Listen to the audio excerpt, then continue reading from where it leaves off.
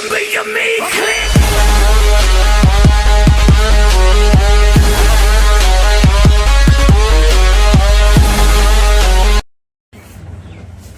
आप लोग का क्वेश्चन था कि आपातकाल क्या होता है। जब राष्ट्रपति शासन देश में चलता है तो उसी को आपातकाल कहा जाता है। आपातकाल जो भारत की स्थिति है उसमें आपातकाल 3 स्थितियों में लगाया जाता है। इसके लिए सबके लिए अनुच्छेद है। तो भारत में राष्ट्रीय आपातकाल एक होता है, एक राजकीय आपातकाल होता है, एक वित्तीय आपातकाल होता है।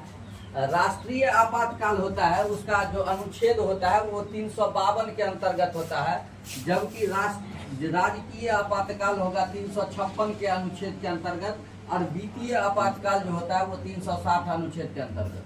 अब देखिए राष्ट्रीय आपातकाल क्या लगेगा कि भारत में जितने भी स्टेट्स हैं वहां पे मुख्यमंत्री होते हैं।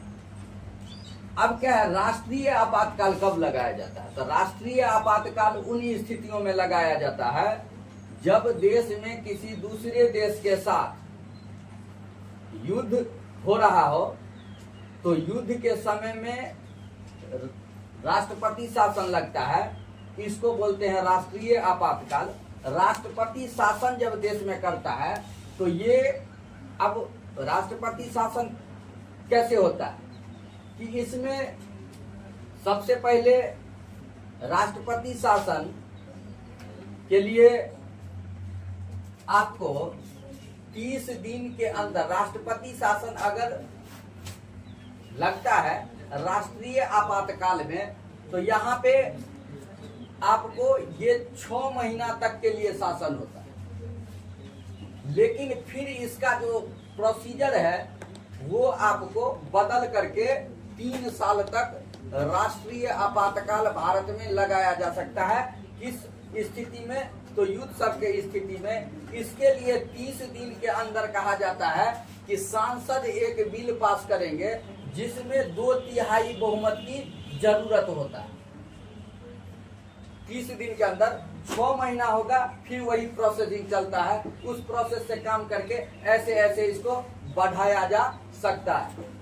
आप लोग खैर समझ गए होंगे। दूसरा होता है राजकीय आपातकाल। राजकीय आपातकाल इस स्थिति में होता है जो जब मुख्यमंत्री वहां के जो रहते हैं उनके बस में वहां का कोई ऐसा हिंसात्मक घटना हो रहा है, 2 समुदाय के बीच में बहुत हो रहा है झगड़ा, जिसके कारण संभल नहीं रहा है, जिसके कारण संवैधानिक उल्लंघन हो रहा है, तो उस समय जो है सो राजकीय आपातकाल लगता है। राजकीय आपातकाल एक स्थिति में और लगता है जब गठबंधन सरकार होता है। गठबंधन सरकार यानी कि हम जब सरकार जोड़ करके बनाते हैं तो उसको गठबंधन सरकार बोलते हैं। कभी कभी चुनाव हो गया, किसी पार्टी को अगर पूर्ण बहुमत नहीं होता है तो वो क्या करता है, 6 महीना तक के लिए राष्ट्रपति उसको अपने अंदर रख के आप लोग को कहते हैं कि जोड़िए, तब तक कोई दिक्कत नहीं है। अगर वो चीज नहीं हो पाता है, सरकार नहीं बन पाती है, तो राजकीय आपातकाल वहां पे लगता है। अभी मान के चलिए जैसे हिंसात्मक घटना जो है सो बंगाल में हो रहा है, तो बंगाल में क्या होगा, सभी का मांग है कि वहां पे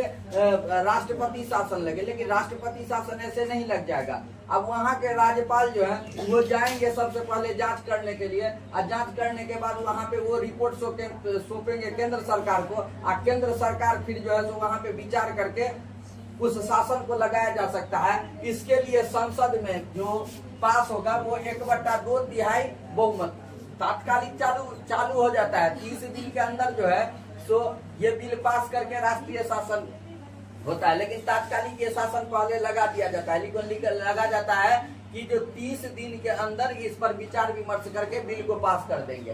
राजकीय आपातकाल लगता है क्योंकि तुरंत में तो सांसद नहीं बैठेगा, तुरंत में नहीं हो पाएगा। इसके लिए इनको 60 दिन दिया जाता है, इनको 30 दिन दिया जाता है और इनको 60 दिन दिया जाता है, और 1/2 बहुमत की जरूरत होती है। वित्तीय आपातकाल कब लगता है? वैसे भारत में अभी तक एक भी वित्तीय आपातकाल नहीं लगा है। वित्तीय आपातकाल कब लगेगा, कब तक लगेगा, इसका कोई भी निर्णय नहीं किया जा सकता। ये बहुत समय तक लगाया जा सकता है, लेकिन भारत में अभी तक वित्तीय आपातकाल एक भी नहीं लगा है। राष्ट्रीय आपातकाल अभी तक आपातकाल जो लगा हुआ है राष्ट्रपति शासन, वो 134 बार भारत में लगा हुआ है।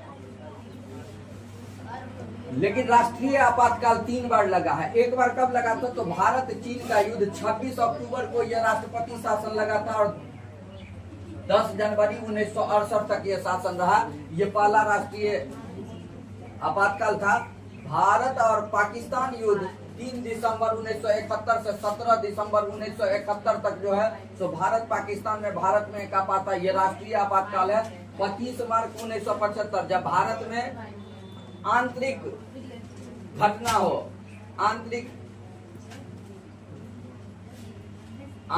परेशानियां उत्पन्न हो जाती है और जब यहाँ पे किसी से वो चीज नहीं संभल पाता है तो फिर राष्ट्रपति शासन लगाया जाता है 25 मार्च 1975 से 21 मार्च 1977 तक। और ये वित्तीय आपातकाल में भी 1/2 और 60 दिन का, इनमें भी वित्तीय आपातकाल कितना दिन तक चलेगा कोई ठीक नहीं। वैसे राष्ट्रीय आपातकाल जो है वो 6 महीना पर सब प्रोसीजर को चेंज करते रहता है। आप लोग खैर समझ गए होंगे कि राष्ट्रपति शासन क्या होता है।